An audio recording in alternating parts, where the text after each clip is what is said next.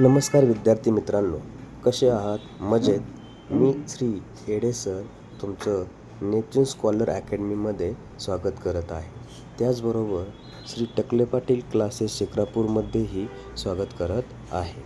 आज आपण इयत्ता 5वी विषय गणित घटक क्रमांक 6 भूमिती या घटकातील उपघटक क्रमांक 32 त्रिमितीय वस्तू व घडणी या घटकांचा अभ्यास करणार आहोत.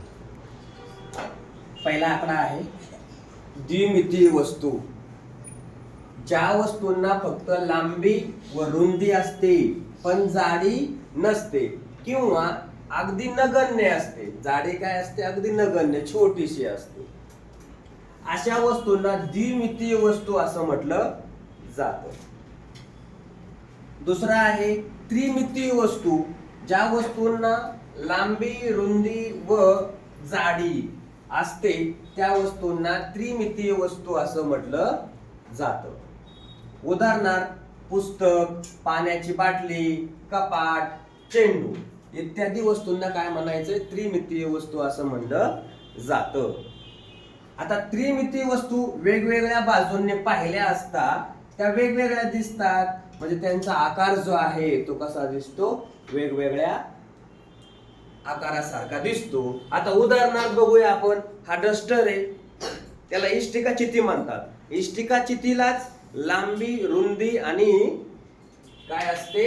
जाडी. तसं हा डस्टर दिसतोय तुम्हाला. यालाच आपण लांबी, रुंदी, ही रुंदी दिसते, ही लांबी दिसते आणि ही त्याची काय दिसते? जाडी दिसते. म्हणजे या वस्तूला सुद्धा आपण काय म्हणू शकतो?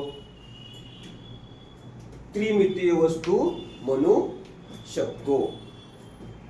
आता घडणी कोणाला म्हणायचंय बघा? जो द्विमितीय आकार आणि त्यावरील असणाऱ्या घड्यांवर, बघा कशावर? त्या असणाऱ्या घड्यांवर जर दुमडला तर त्यापासून त्रिमितीय आकाराच्या वस्तू मिळतात. त्या द्विमितीय आकारास मिळालेल्या त्रिमितीय आकाराची काय म्हटली जाते? घडण असं म्हटलं जातं. त्या आकाराची काय म्हटली जाते? घडण असं म्हटलं जातं.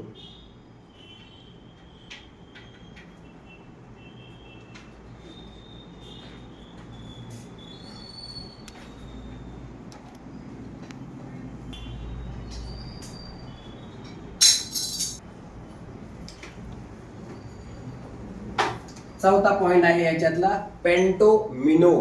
कोणाला म्हणायचं पेंटोमिनो? 5 चौरस आणि त्यांची जर जोडणी केली त्याला आपण काय म्हणतो? पेंटोमिनो. 5 चौरसाच्या जोडणीला 5 चौरसाची घडण म्हणतात. किंवा दुसरा शब्द काय आहे? त्यांना पेंटोमिनो असं म्हटलं जातं. मग कसे आहेत हे बघा. हा 1 2 3 4 आणि हा एक 5. ही एक उदाहरण सांगितलं मी तुम्हाला. ही अशा प्रकारची आकृती असू शकते. मग त्यांनी उभे पण देऊ शकतात ती. त्याला फक्त किती चौरस जोडले गेले पाहिजेत? 5 चौरस जोडले गेले पाहिजेत. हे काय करायचं? लक्षात ठेवायचं. तशा आकृतीला आपण पेंटोमिनो असं बोलतो.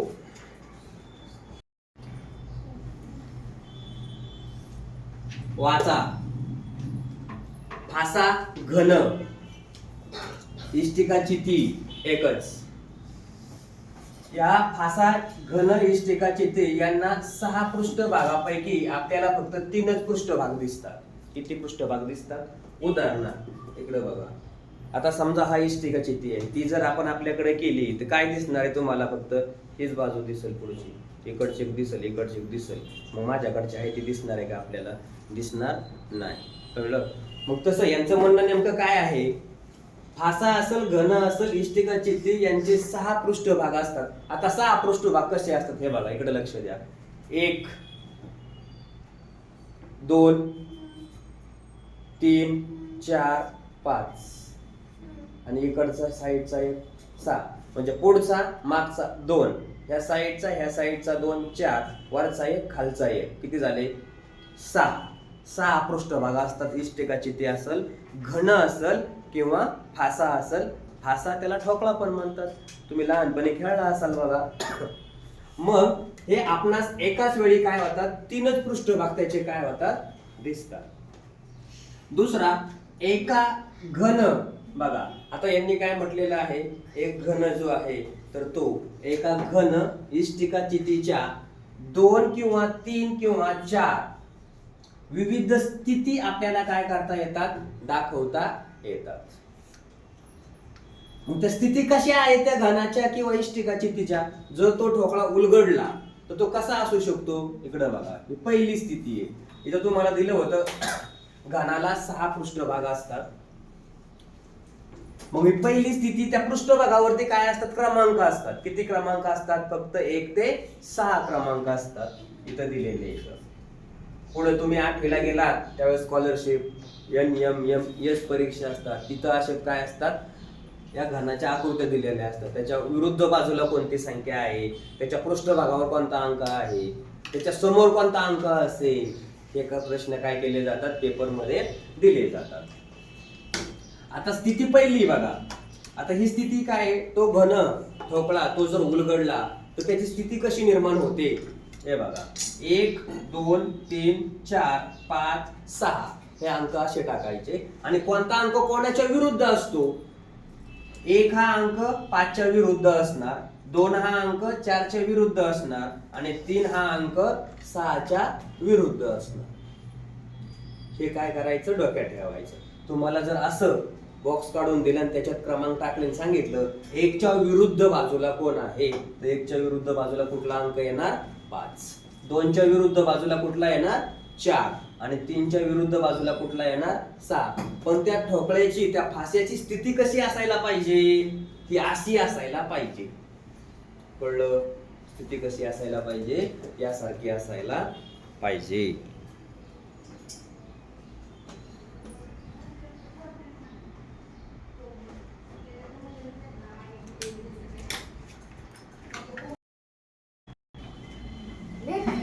बघा स्थिती नंबर 2 काय आहे, स्थिती नंबर 2 काय दिलेली आहे, आपण जो पाहतोय ना टॉपिक, फासा कसा उलगडायचा. स्थिती नंबर 2 मध्ये फास्याची रचना अशी केली जाते उलगडल्यानंतर. कशी आहे, 1 2 3 4 5 6. इथं आकृती तुम्हाला काढून दिलंय. या सिच्युएशन मध्ये म्हणजे परिस्थितीमध्ये 1 च्या विरुद्ध कुठला अंक असणार, 6. 2 च्या विरुद्ध 4, 3 च्या विरुद्ध 5, म्हणजे 1 च्या विरुद्ध कोण असणार, 6. 2 च्या विरुद्ध, आता हे पण लक्षात ठेवायचंय, जर 1 च्या विरुद्ध 6 असतील तर ते समोरासमोर असतील, असे असतील, पण साईडला असतील का ते दोन्ही एकमेकांच्या, नाही. मग याचा अर्थ काय, 1 च्या विरुद्ध 6, पण 2 आणि 4 हे साईडला असू शकतात, 3 आणि 5 हे साईडला असू शकतात जर विरुद्ध असतील तर. 3 आणि 5 विरुद्ध असतील म्हणजे काय बघा.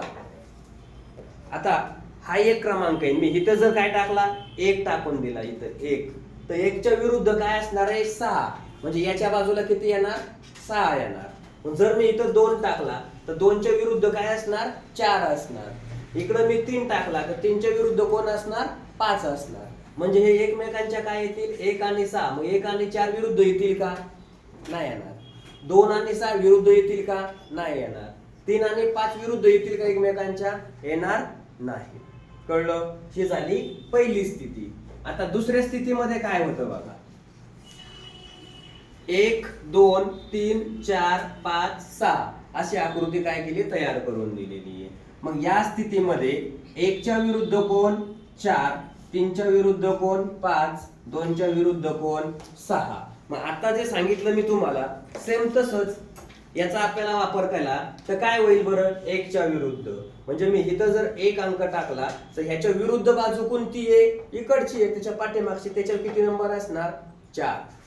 नंतर 2 च्या विरुद्ध 2 इथं टाकला तर त्याच्या विरुद्ध कोण असणार, 6. नंतर 3 जर इकडच्या साईडला टाकला इकडं तर 3 च्या विरुद्ध कोण असणार, 5. कळलं. आता चौथी स्थिती बघा. या चौथ्या स्थितीमध्ये काय होतं, 1 2 3 4 5 6 अशा स्थितीमध्ये 1 च्या विरुद्ध 4, 2 च्या विरुद्ध 5, 3 च्या विरुद्ध 6. प्रत्येक वेळेस हे अंक पाठ करायचे का तुम्ही, नाही. फक्त ह्या फिगर ज्या दिल्यात ना, स्थिती ती दिलेली ना फासेची, ती काय करायची लक्षात ठेवायची. त्याच्या आधारे काय करायचं आपल्याला पाहायचंय. बघा, 1च्या विरुद्ध 4, 2च्या विरुद्ध 5, 3च्या विरुद्ध किती 6. शेवटची स्थिती आहे 5 नंबरची स्थिती. हिच्यामध्ये काय बघा, 1 2 3, 1 2 3 4 5 6. मग या स्थितीमध्ये 1च्या विरुद्ध 3, 2च्या विरुद्ध 5 आणि 4च्या विरुद्ध कोण 6.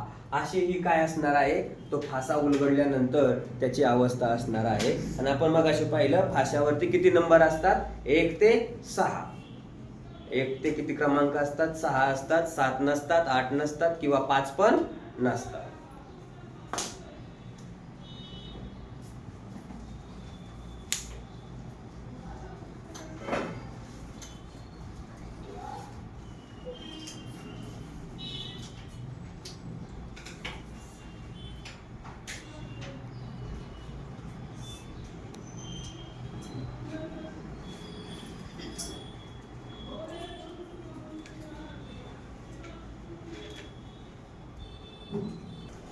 बघा, प्रश्न पहिला आहे,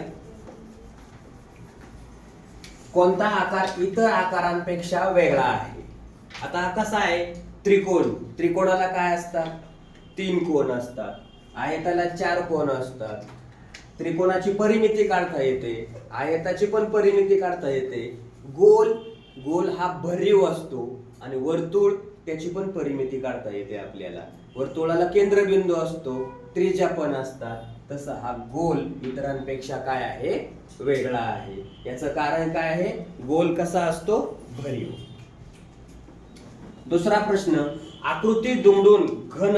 बघा, दुसरा प्रश्न काय आहे, आकृती दुमडून घन बनवल्यास 5 हा अंक असलेल्या पृष्ठाच्या लगतच्या पृष्ठावर कोणता अंक येणार नाही. याचा अर्थ काय रे, 5च्या विरुद्ध अंक लिहायचा आहे. जो 5च्या विरुद्ध असेल तो कधीच शेजारी येणार नाही. मग असे आपण बघितलं, म्हणजे तुम्हाला ज्या 5 स्थिती लिहून दिल्या होत्या त्याच्यातली कोणती स्थिती आहे, पहिली स्थिती आहे. मग पहिल्या स्थितीमध्ये याच्या विरुद्ध कोण असतो, 1च्या विरुद्ध 5. त्याच्यानंतर 2च्या विरुद्ध कोण असतो, 4. आणि 6च्या विरुद्ध कोण असतो, 3. म्हणजेच याचं उत्तर जे आहे ते उत्तर काय असणार आहे, 1. उत्तर काय असणार आहे, 1 हे त्याचं उत्तर असणार आहे. कळलं.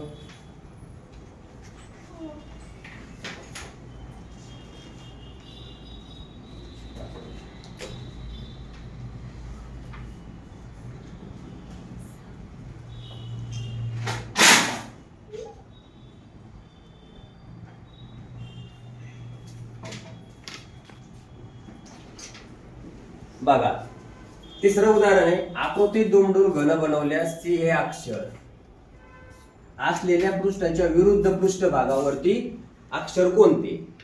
स्थिती कोणती, पहिलीच. पहिली स्थिती असेल त्यावेळेस आपण काय म्हणतो, पहिल्या स्थितीला 1च्या विरुद्ध कोण असतंय, हे बघा, इथल्या याच्या विरुद्ध कोण येणार, हा येणार. याच्या विरुद्ध कोण येणार, हा येणार. आणि याच्या विरुद्ध कोण येणार, हा. म्हणजेच सी च्या विरुद्ध बाजूला कोण असणार, ए. कोण असणार, ए असणार. हे त्याचं काय झालं, उत्तर. कळलं.